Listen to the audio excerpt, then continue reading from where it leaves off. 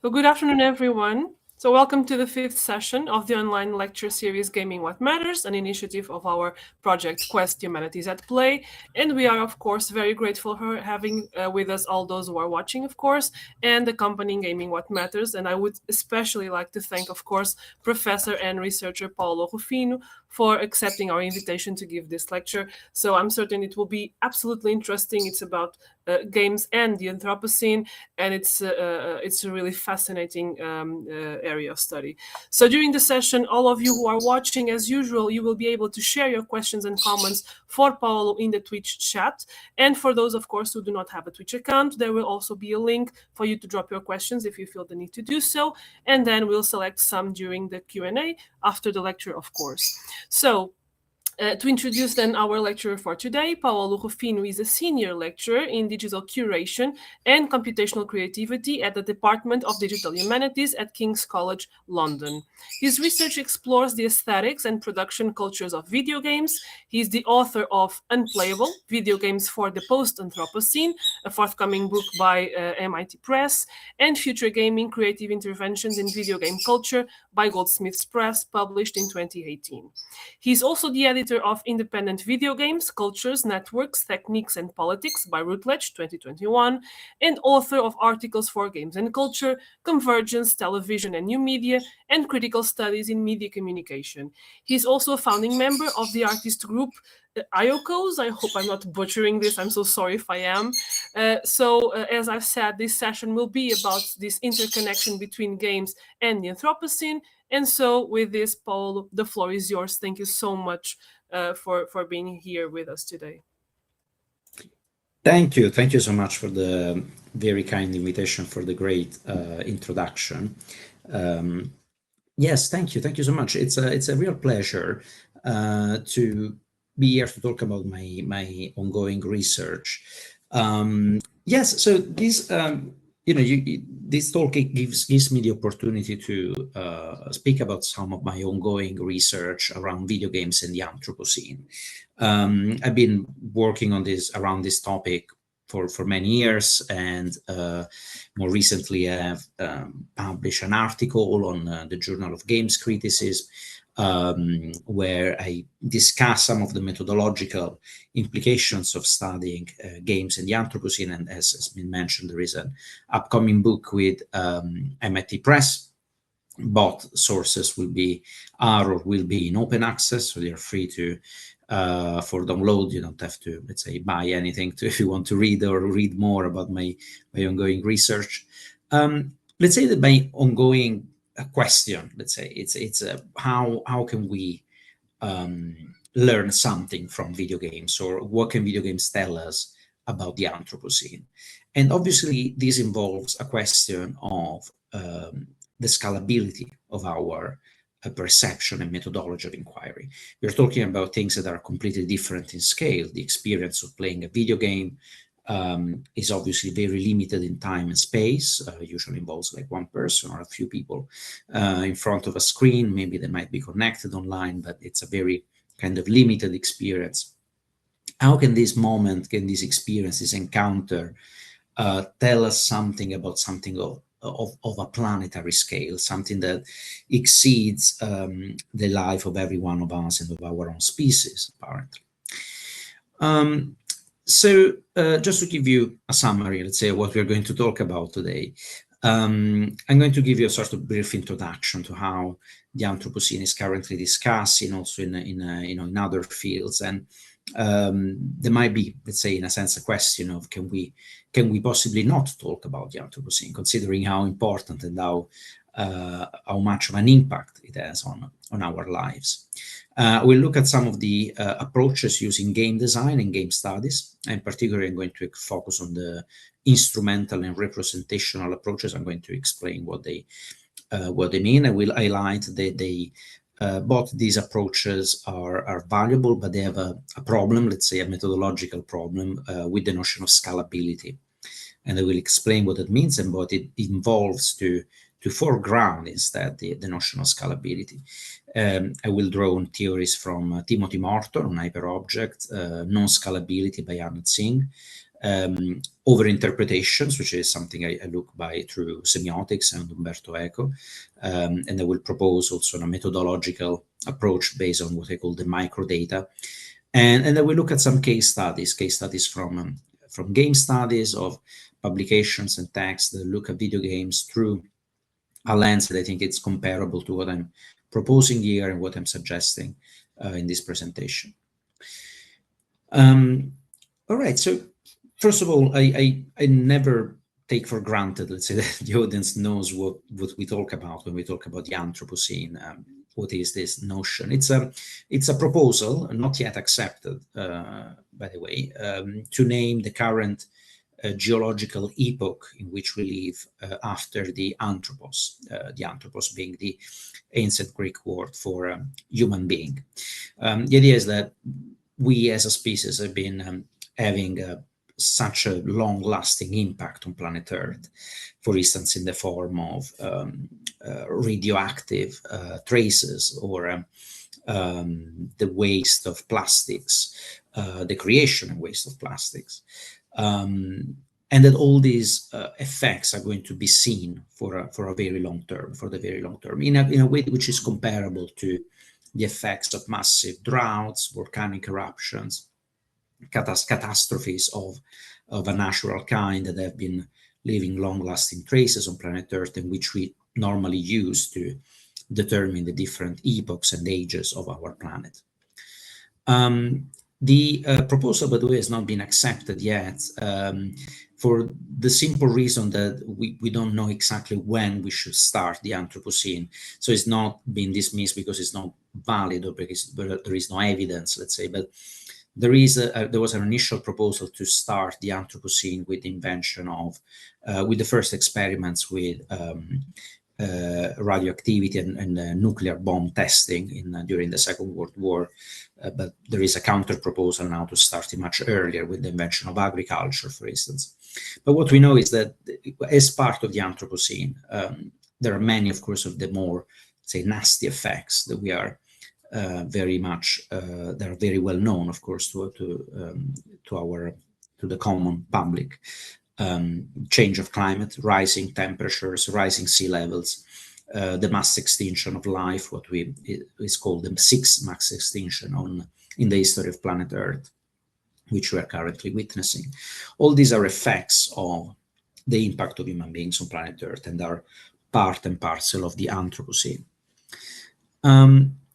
In media studies and other fields, there are obviously ongoing debates around the Anthropocene. It's a concept that has been discussed and theorized for a long time. I'm particularly interested here in how the Anthropocene appears in media text. And among many, I think it's important to cite the work by Mark Bold, which is quite influential for what I'm about to discuss, to say. In the Anthropocene IOCOSE, Mark Bold argues that well, it's perhaps becoming impossible not to talk about the Anthropocene. Many anxieties about the Anthropocene, many preoccupations, or a certain imaginary about how landscapes represent or make visible the impact of human beings are now appearing in many media texts, from films, movies, television series, and so on, in ways that are sometimes not necessarily made explicit.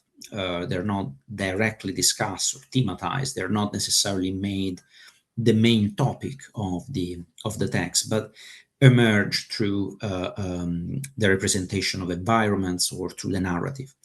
So in this text, Mark Bold looks at movies or TV series that apparently have nothing to do with the Anthropocene, but according to the author, they represent, in a sense, they bring to the fore an Anthropocene unconscious, a certain underlying preoccupation for the catastrophes of the Anthropocene.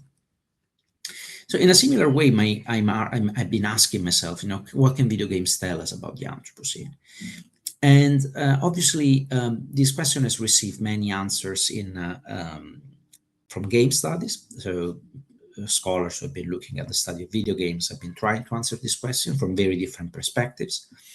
I would like to cite, for instance, the work of Benjamin Abraham, who applies a different approach to mine, but it's extremely valuable and very interesting to read. Abram investigates the impact of the video game industry on the environment, evaluating the ecological impact of game production on a planetary scale. There are also many edited collections. There is one by Laura Optebeke and colleagues for University of Amsterdam Press titled Eco-Games, with great contributions. And then there is, of course, the work of Alenda Chang, which is has become a sort of fundamental reference in this field. In Playing Nature, Alenda Chang looks at different ways or different perspectives to think of video games as representing the environment, or as discussing about nature, as reflecting of or on our role in the environment. And there is one concept in particular which I like to borrow from Alenda Chang. It is this notion of the mesocosm. And in her book, she brings this idea that comes from natural sciences, biology, which is that in laboratory testing, we can create this sort of samples of an external environment and then use it to experiment, to make some controlled interventions and see how the environment will react. And Alenda Chang argues that video games can perhaps be seen as mesocosms, as controlled laboratory environments, sort of like a little jar where we can represent some of the elements of our surrounding environment and then use that environment to this sort of virtual simulation to experiment with our intervention and see what effects they might create.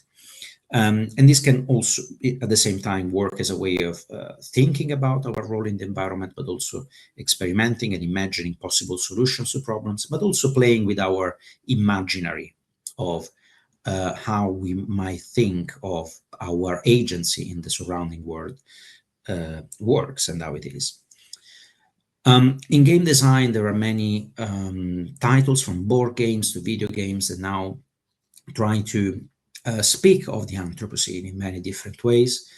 And here I like to sort of summarize two predominant approaches, which I think are quite important to distinguish, even though they're very often overlapping.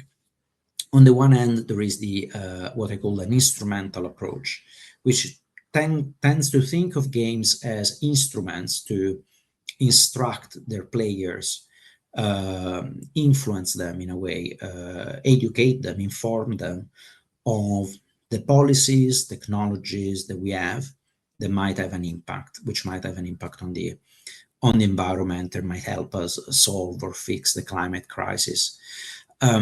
Here I put games such as Decarbonize by Charles Games or Green New Deal Simulator by Mall Industria, but there are of course many others. Some are more nuanced, more updated, but there is a tendency, let's say, in game design to think of games as tools that can give their players a sort of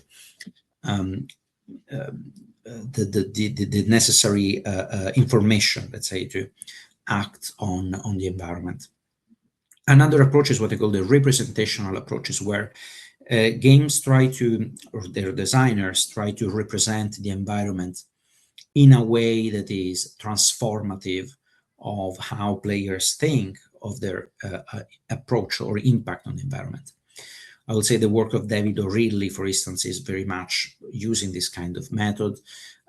Everything or Mountain, for instance, if you ever played them, are games that sort of try to make us think of the role of human beings, or the scale of our existence in comparison to nature and the surrounding world. So in this methodology, it is the way in which nature is represented that is supposedly going to change their players and possibly change their way of thinking, at least, if not behaving in real life. Now, what I'm going to argue is that the approaches that I've described so far in game studies to a certain extent, but also in game design, have a problem, let's say, with the notion of scalability. And what I mean with that is that, first of all, they are extremely valuable approaches and experiments, and they've been citing so far games and texts that I really love, in a sense that they've been very influential for my work, precisely because I'm not going against them. I'm actually trying to sort of contribute, or in a sense, of move farther from what they have been proposing. But I think there is an underlying assumption in the methodology of these works. And the assumption being that the message of the game text, is supposed to scale up. So once it reaches its audience, it's supposed to generate further actions and behaviors, which might eventually help us with the current crisis. At the same time, however, the scalability of the reception is hidden. It is not really, let's say, addressed or investigated. There is no way, of course, of ever checking if these games actually generate or change the behavior of their players. But there is a risk here, for instance, in assuming the scalability of the reception of the message. If you've been studying games and game design, you're probably familiar with the debates around violence in video games. For a long time, games were accused of being violent, and the fact that they were representing violence was allegedly inspiring people to become violent in real life. And obviously, this was based on the assumption that what we see on a text will change the way we behave. The same applies also for, say, more positive content, positive we tend to agree with. It is not necessary to be taken for granted that a certain way of representing nature or informing the players as the representation that we see in the game will reach its audience and also change the way they're thinking and acting. So my question has been essentially to try to question the notion of scale. How can we bring it to the fore in a way that becomes problematized and that helps us perhaps complicate understanding and answering the question, what can video games tell us about the Anthropocene? And as I'm going to argue, it is perhaps not as linear and not as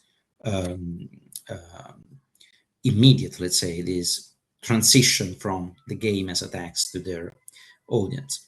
So what is the notion of scale? It is largely discussed in media philosophy, media studies, in cultural studies, in the work of Joanna Ziniska, which I cite throughout my research in the book Minimal Ethics for the Anthropocene. She starts precisely by looking at the notion of scale, which she argues comes from the word scala in Latin, which means ladder.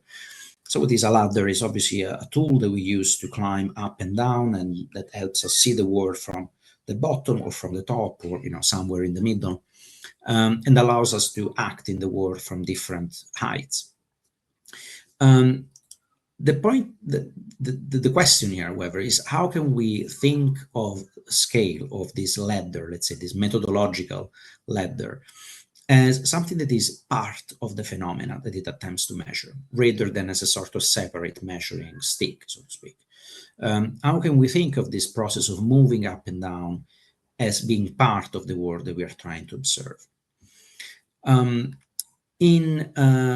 This question receives many theorizations, and there is one work in particular that I'm particularly attached to, but I'm going to introduce it with a sort of anecdote, if you like, an imaginary anecdote, okay? So here is the story. Let's imagine that we are this old lady on behind the fence in this picture, and it's an unusually warm day in winter. I mean, regardless of where you live, I mean, let's say in this hemisphere, in winter, we tend to expect the weather to be cold. Let's assume it's actually a very sunny day in January. And then a man passes by and makes a comment about the weather, something like, "It's a very strange weather, huh?" Suddenly, that very casual conversation, which is supposedly about, the most neutral topic, the weather, suddenly becomes charged with potential meanings and questions. Is this person trying to make a joke, perhaps, about the fact that climate change doesn't exist? Maybe it's a climate change denier. Maybe it doesn't believe in climate change as a theory. Thinks it's a hoax. Maybe it's an alt-right, is a conspiracy theorist, and so on. So suddenly this very neutral conversation becomes entangled with problems of a much larger scale. So this imaginary anecdote is actually cited by Timothy Morton in his work on hyperobjects. And I think it's a very effective way of introducing his theory of hyperobjects and of introducing also and problematizing this notion of scale in our understanding of the Anthropocene, and also seeing how it matters to us on a very everyday basis in the many ways in which we discuss or think about the Anthropocene. So what Timothy Morton argues is that we could think of the Anthropocene as an object of a special kind, an hyper-object, as he says, an object so large in time and space that cannot possibly be grasped by any one of us in its entirety.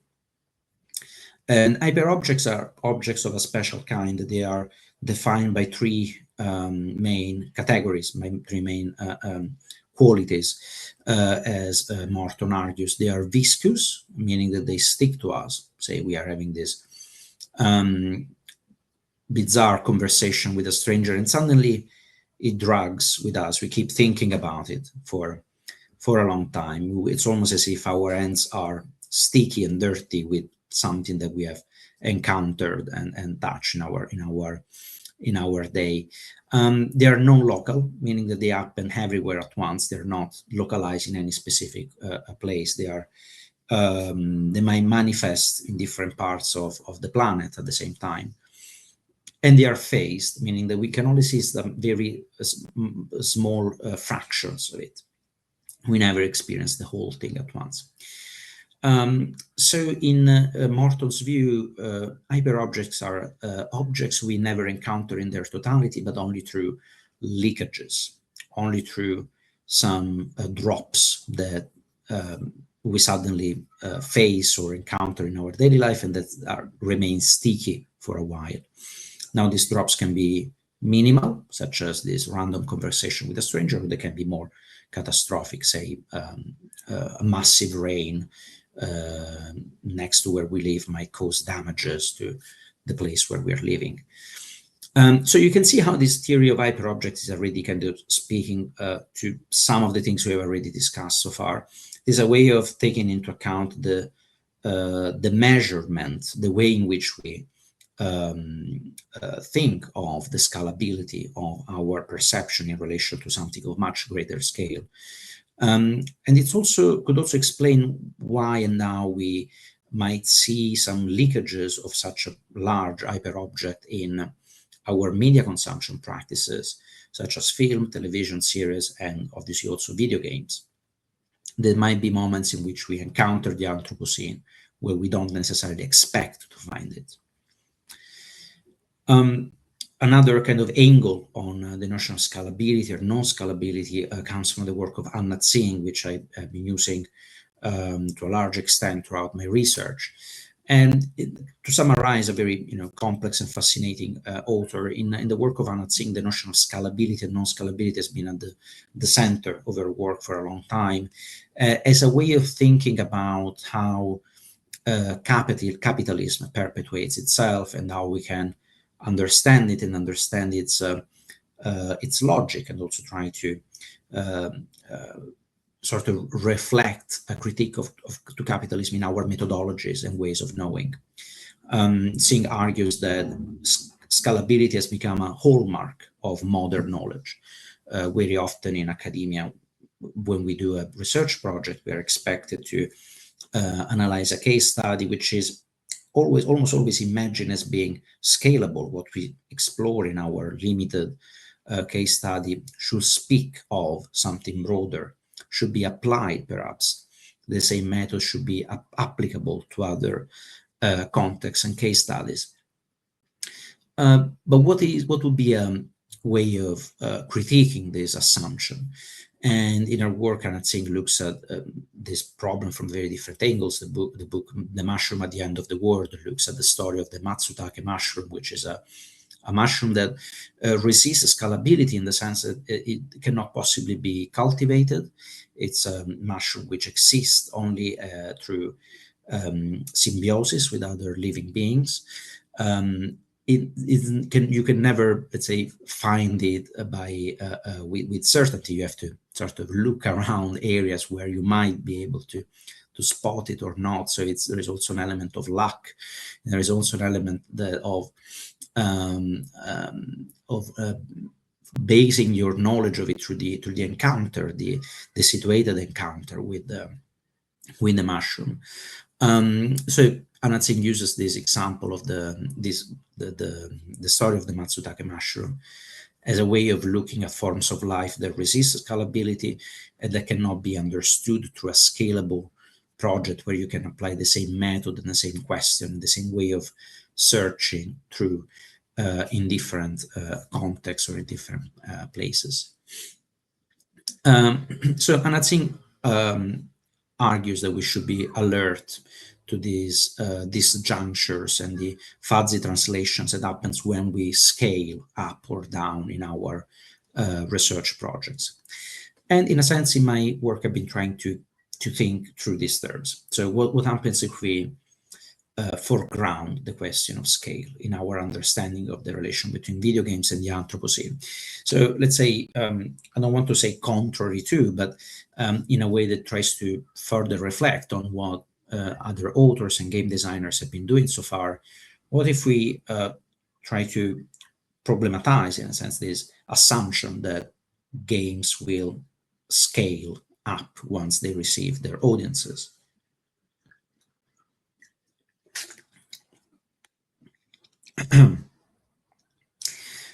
So one of the ways in which I've been trying to address this question in my research, in my work, is by introducing this notion of the microdata.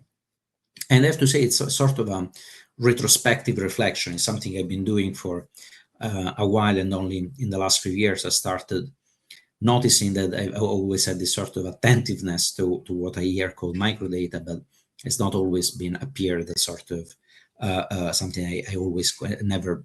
I only recently started calling it that way.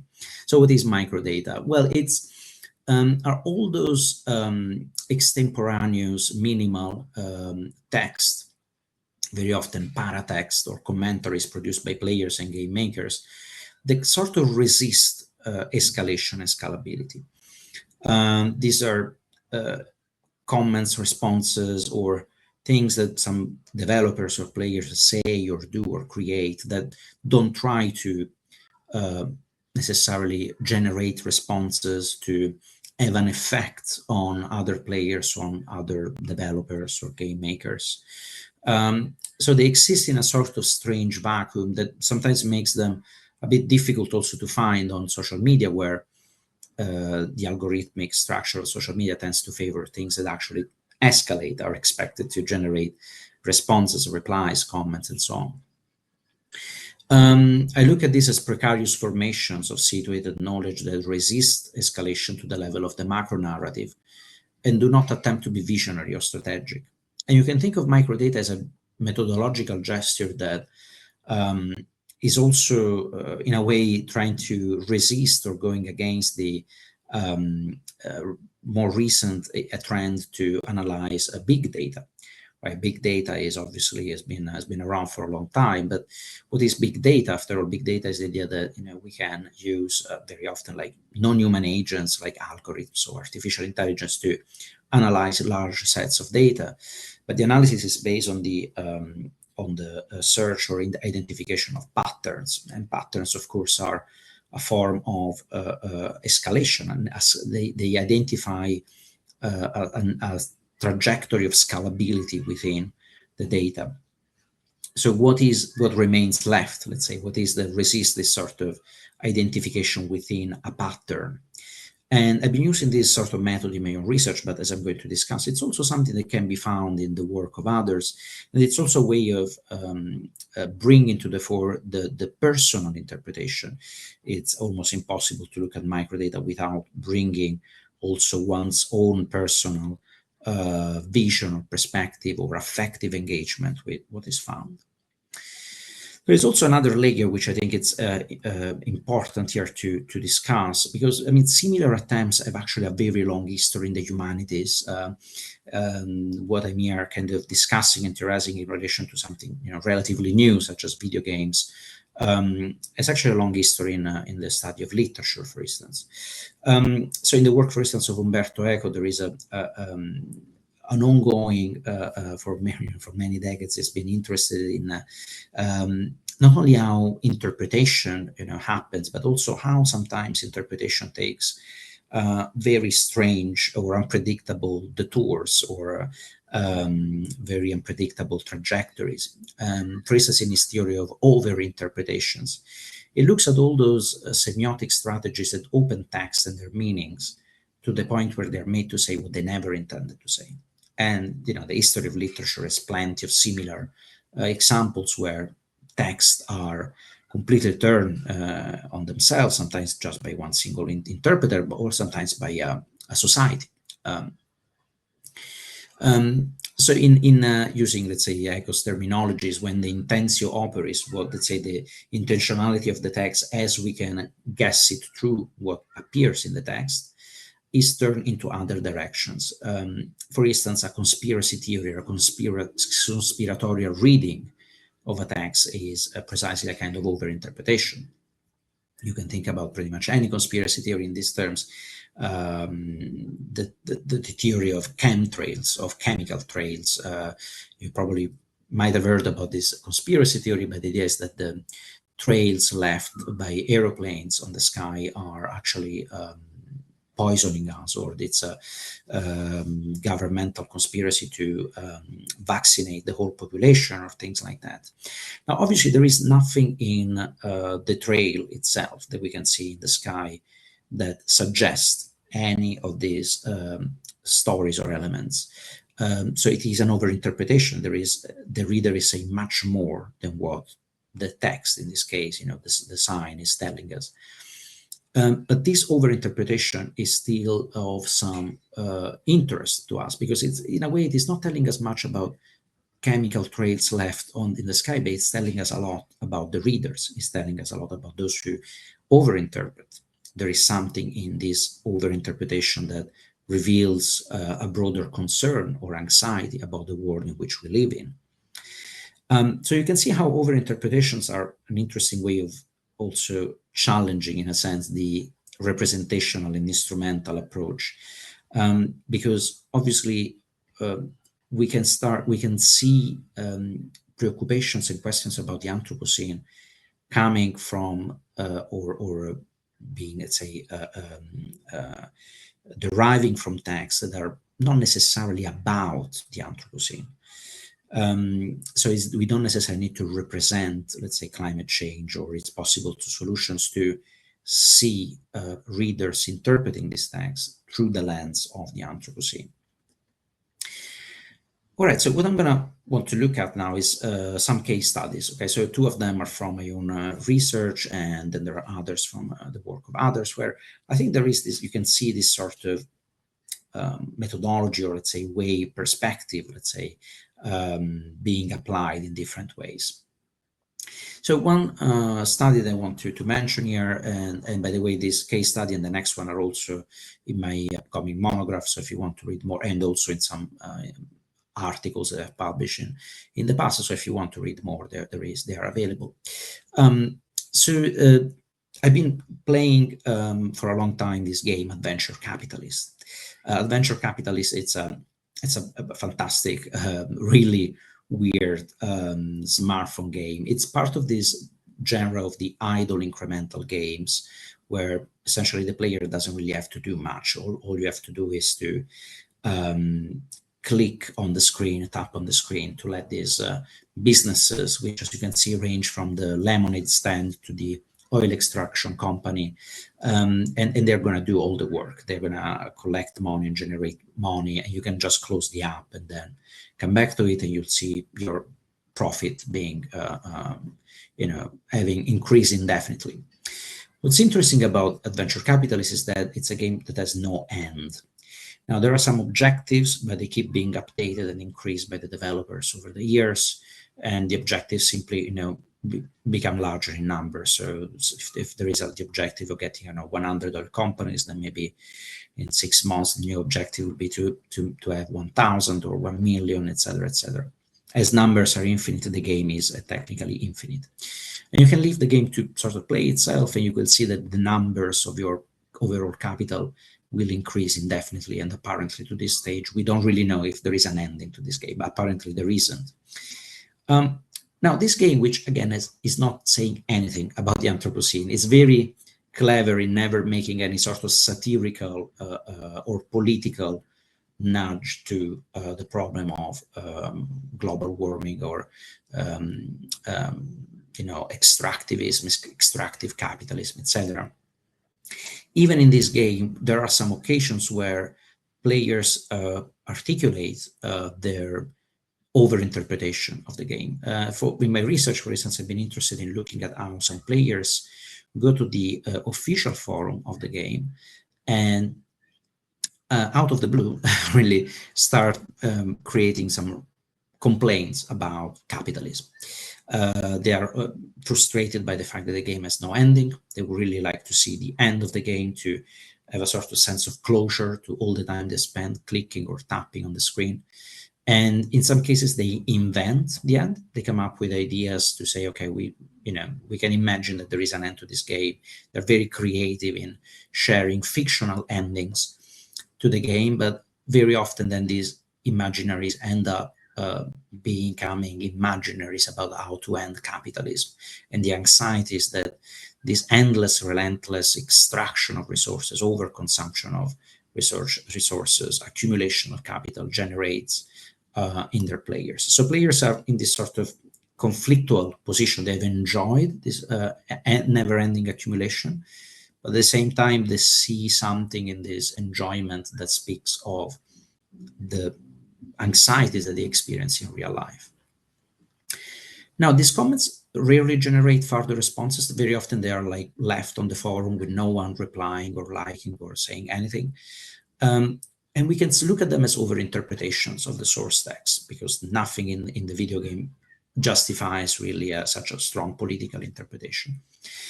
But they also reveal a transformative approach to the game, illustrating players' anxieties about an economic system that has failed to deliver on its promises.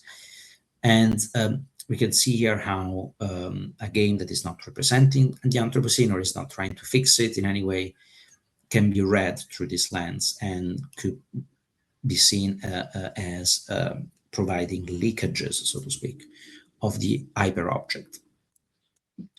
Another case study is work I've been doing on the video game Red Dead Redemption. This is, of course, much more popular than Adventure Capitalist. It's this massive blockbuster game by Rockstar Games, published in 2018. I hope I'm not spoiling the story to anyone. It's been released a long time ago.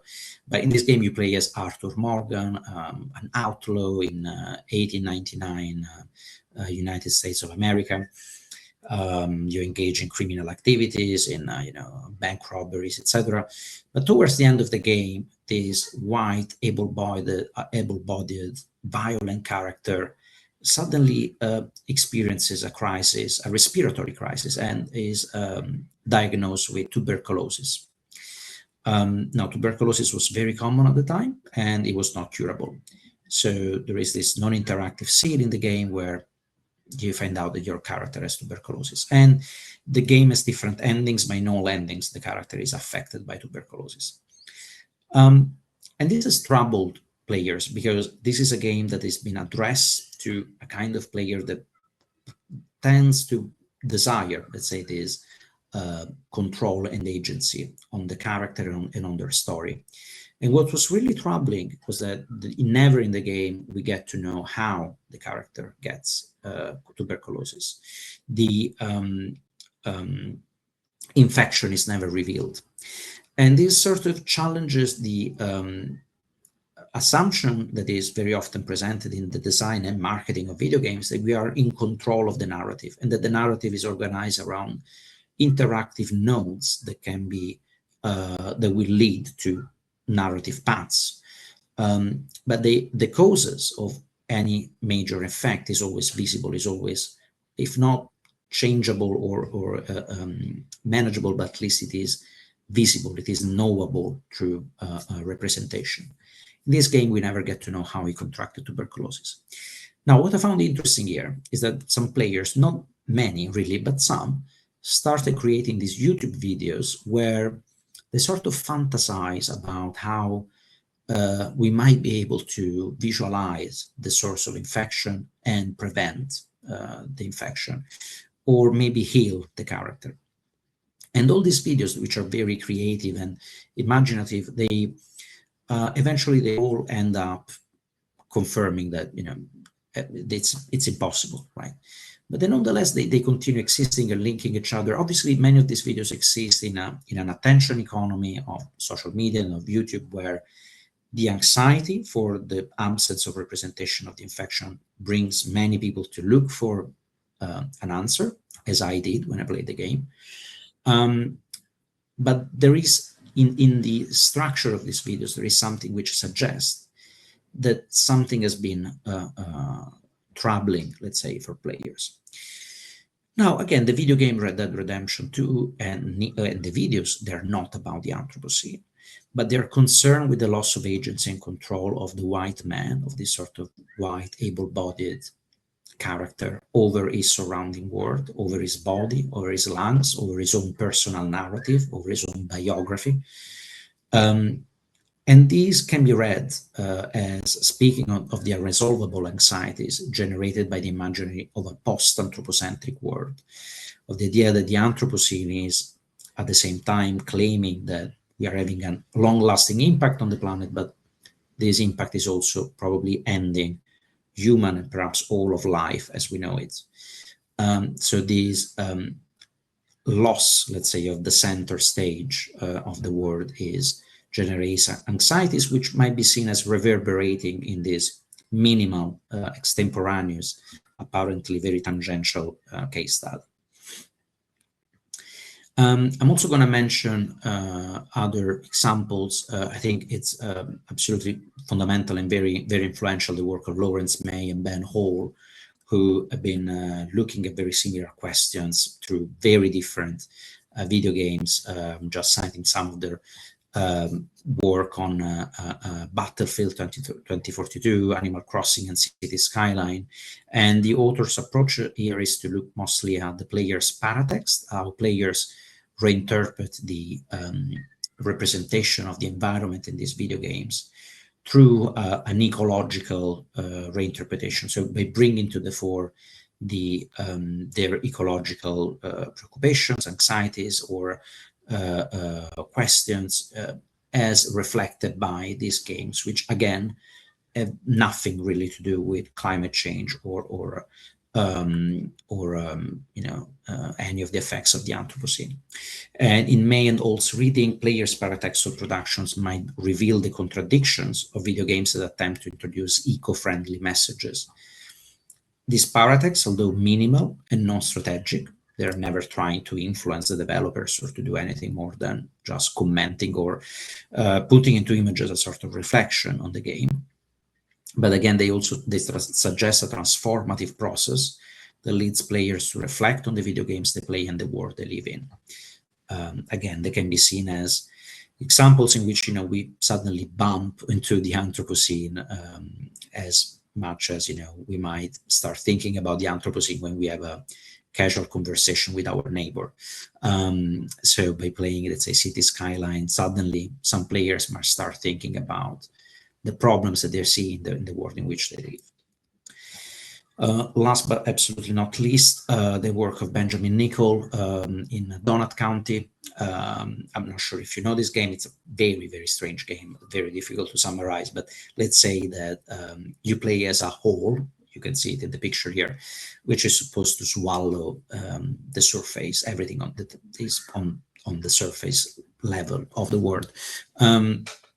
In this game, Benjamin Nicol, drawing mostly on psychoanalytical theory, looks at mostly at his own encounter with the game and his own, in a sense, perhaps over-interpretation of the game, as speaking of our fears for the consumption of resources, the consumption of the world, and our self-consumption as it is embedded in and entangled with our enjoyment for consumption and self-consumption. So how the game is, in a sense, thematizing and speaking of the pleasures of capitalistic accumulation and consumption, and also speaking of the fears that we have for the effects that these pleasures have on us individually and as a species. So in this work, Nicol presents his own personal encounter with the game Donut County as it intersects with the Anthropocene and with the pleasures and fears associated with both self-destruction and self-consumption. All right, so in conclusion, none of the games discussed in these case studies present themselves as instruments to fix the world. Neither they present a better way of engaging with the environment. None of these case studies are about the Anthropocene, yet they can be read as leakages of the hyperobject. And by foregrounding the question of scale, we can attend to those minimal over-interpretations of video games that bring to the fore the questions and anxieties about the Anthropocene, which will otherwise remain invisible. So it is in this sense that I think that the question of scale and scalability can be fundamental and can be reinterpreted in our ways of thinking of the relation between video games and the Anthropocene. Thank you very much for your attention. I hope I've not been speaking for too long. Thank you so much, Paul. It was really a pleasure to hear you and to bring all these ideas to the fore about the Anthropocene and games. And we actually, so we are going to begin the Q&A now. And I will share with you some of the questions that were sent to us during your lecture, and some of my own as well, because I mean, this theme is just absolutely fascinating. And the way that you, of course, related games to the Anthropocene and all this idea of the hyper object. I mean, it's really interesting. And also your conclusions. Usually we look forward to conclusions that tell us that this game transformed something, this game presented a better way of doing something, but your conclusions were actually absolutely interesting in that sense. And the sense that you, of course, encapsulated the ideas in this conclusion that the games did not bring anything better. So we have here, a very interesting question that states, so the idea of an hyper object, an hyper thing of sorts, of something, I'm so sorry, of something so large that it's difficult to grasp, it made me think about how games represent, for instance, clouds, the sky, trees, grass, the environment as a whole. And I think the analysis of this dimension is overlooked when we frame it within ecology studies, for instance, or even within the idea of the Anthropocene or the post-Anthropocene. And so this person asks if you have any thoughts regarding this, and if this, so the trees, the environment itself, can be considered a form of microdata, and can we infer something on it? Yeah, it makes me think of the work of Marilyn Seller, who looks at the representation of grass in video games, and also the game Liquinia by Mollindustria. So if you want to, and it's absolutely great work, and it was probably going to be one of the case studies, but I didn't want to speak for too long. Yes, absolutely. I mean, the ways in which trees and grass are represented or not represented, the ways in which they become functional or purely ornamental in video games can become ways of thinking of what we do to grass and what we think of when we think of clouds and trees. Also the work of Lawrence May and Ben Hall, actually, their way of looking at the paratext of players reflecting on the representation of nature in games such as City Skyline or Battlefield is precisely focused on on the kind of things that can be brought to the fore when we start seeing these things suddenly not just as a, you know, decorative, but as speaking of something much bigger which troubles our life. And you know, clouds have been represented in video games for, you know, as long as we can remember, but maybe in 2020 clouds are different in meaning and they have a different gravitas, you know, than the clouds of, let's say, Super Mario Bros. Just to think of an example of clouds that have been, you know, reimagined in many ways. But so yeah, it's a great question, great comment. I don't think I have like an answer, just, you know, I'm speaking, let's say, following up from the question, let's say. Yeah, that's perfect. Yeah. It also made me think about how, for instance, some games do have mechanics that allow you to, for instance, cut grass or destroy grass or make holes in the ground where you, of course, take the grass off.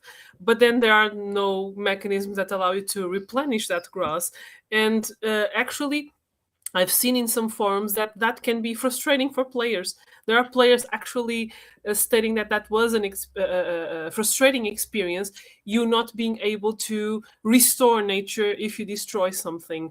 And that's actually really interesting. For instance, in games that you are allowed to refurbish gardens or something of the kind, even those kind of games that you find relaxing. But then at the same time, there is an inherent mechanics of taking resources, of destroying something, and not being able to replenish that, and that being frustrating. I think that's really interesting. The idea of that being something that, I mean, you can't replenish the green, you know, and that's really interesting. That's really interesting as well.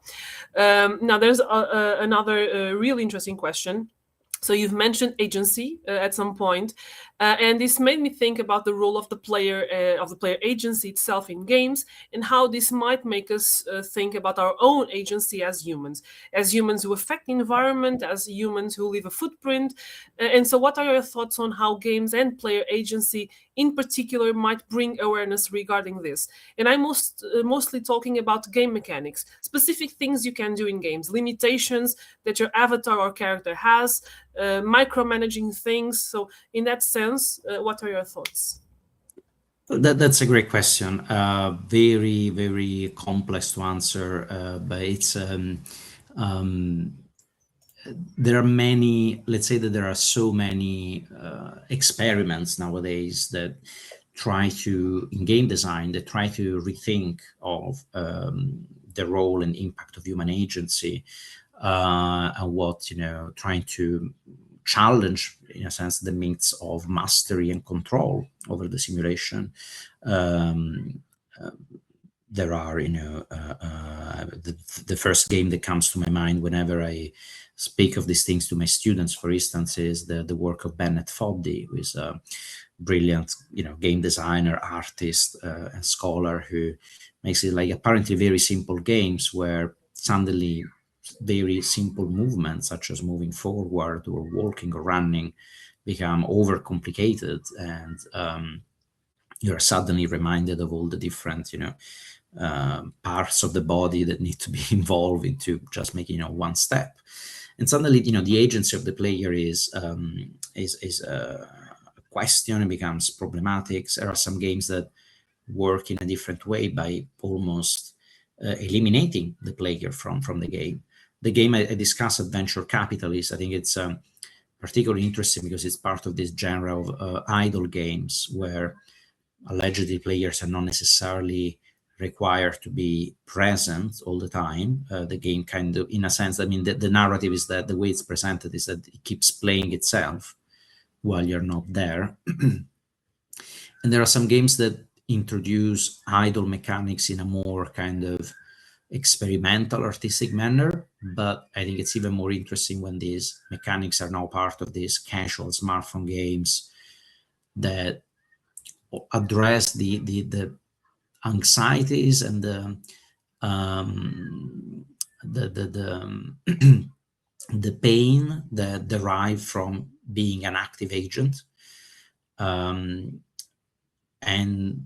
address them by, you know, alleviating the player from the burden of actually having to be there and acting on the game. I find it to be even more interesting when they happen in these sort of smartphone casual games that are supposedly going to be downloaded by millions of people, because they reveal something of the assumptions perhaps that we have around the notion of agency. We tend to think that agency is something that players want, but it's not necessarily always the case. It's agency also means becoming subjects, being at play, being at stake, taking the risk of failure, of not understanding the game, of not being able to go through the challenges of the game. So being alleviated of that burden, having the possibility of playing a game without ever becoming the player, that can be quite comforting. So agency is very controversial and very, very complex, and it brings to lots of very contradictory feelings and pleasures. It's something I discuss in more length in my monograph, in which I can talk about for hours, but maybe that's not we don't have all the time here. Thank you so much, Paul, for by the way, sorry, I can't. When I return from my presentation, I can't really see anyone. I'm not sure if that's how I'm supposed to. I only see like a green. I think that's okay, because we are on the stream. Everything's working, so that's perfect. Okay. Yeah, I was thinking precisely about those kinds of games.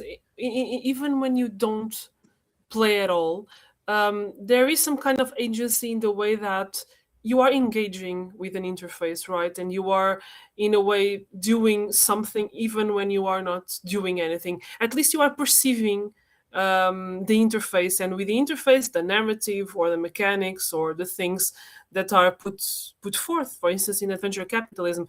And it's really interesting that perhaps the playing aspect is more even on the forums, where you can actually see how people are engaging with the game, than in the game itself. And that's really interesting, because it is doing something. It is making us think about the game itself. And so in that way, I think it's interesting, this aspect, but it's really, really complex. I think if we have time, we would, I think, talk much more about this. So there's also another question that engages more with the industrial aspect of games and less with the narrative. So it is okay if we think of games as products of the Anthropocene in our contemporary era, instead of just media that represent these themes. I mean, are games just depicting environmental change, loss of control of the white man, as you mentioned, other things, or are they themselves related to technological systems which harm our world? I think, Paul, this is kind of it's more or less, we have awareness that, of course, these kinds of industries are many times not sustainable, right? And do you have any thoughts on this? Is there any research on this that you could mention? Oh, yeah. Yeah, sure. I said it briefly at the very beginning. It's not in my slides, but I always like to cite the excellent work of Benjamin Abraham, who has been looking precisely at the impact of the games industry on climate. There is not only a fantastic book, can't recall the exact title, it's something like digital games and climate change or something like that. I might not be citing correctly. But if you look for Benjamin Abraham's work, there is also a great newsletter where he follows the announcements made by many developers and publishers regarding their carbon footprint, and really dissects them and analyzes them in for their value. So yeah, there is work in that sense. There is also work done by the International Game Developers Association, IGDA, where they always keep updating a sort of series of guidelines for game developers that want to control their impact on the environment. And from the academic debates, I mean, there are many who work on this. I've just been back actually from a conference in Copenhagen organized by Miguel Sicart, which was precisely about games and the environment. And obviously many are exploring the impact of games on the environment. Yes, so to answer the question in a simple and short way, yes, obviously, the games industry is part and parcel of the Anthropocene, and not only represents it, but it represents it in a sense that it is symbolic of the Anthropocene. Yeah, definitely. And I think, I mean, the work of Benjamin Abraham is essential to understand this. I think it's really interesting to see him going from, I mean, the narrative aspect of games to this whole impact of the industry itself, and how this same industry might create narratives that are, of course, making us think about environmental changes, but at the same time they are creating a kind of environmental change in themselves. And so we have one last question, Paolo, if you're free to answer it. So what design choices make a game encourage ecological thinking rather than simply resource management? So this person says that they've played tons of games, especially strategy games, that treat nature as a kind of stockpile of resources, and this, I think, goes along the lines that I was mentioning earlier. So you think there are better alternatives? Do you think there are alternatives in a sense, or do you think this is a kind of playful resource or game mechanic that has to be here at all times?